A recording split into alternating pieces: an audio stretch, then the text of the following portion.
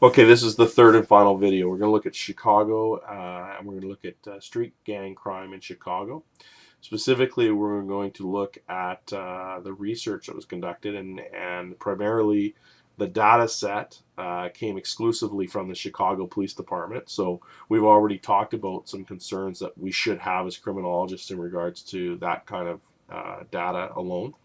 They looked at homicides over a 26-year period, and of the just over 19,000 homicides that occurred in Chicago, they determined 1,300 of them, just over 1,300 of them were homicides, street gang motivated.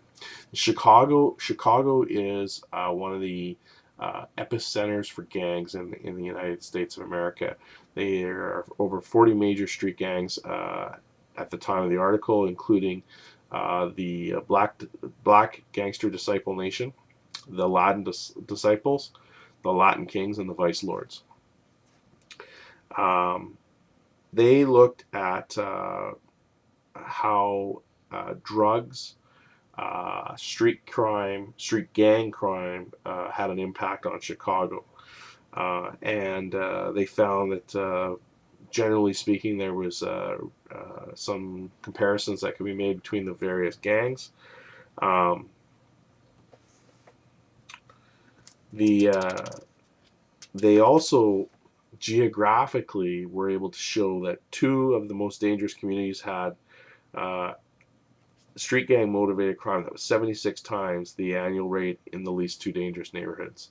So this statistically is telling us, as I suspected in my own experience of being in Chicago, is that gang crime is very localized there.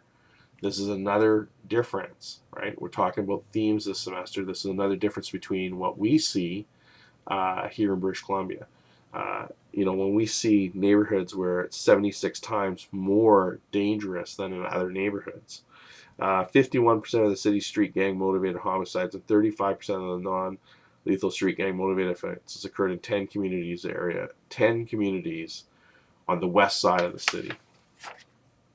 The west side is deemed to have three kinds of hotspots: turf, drug, and both, meaning that they're involved in drug trade, but also turf, and some are of both.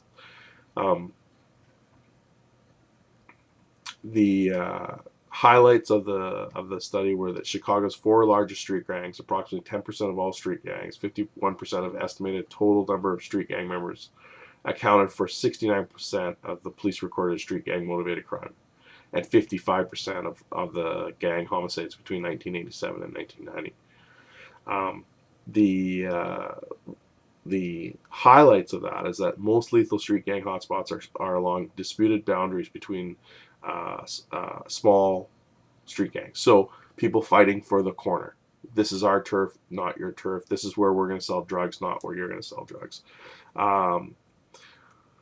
Most of the lethal gang-related crime occurred in neighborhoods where street gangs activities centered on the turf battle, and a firearm, a gun, was the most lethal weapon in almost all Chicago street gang-motivated homicides.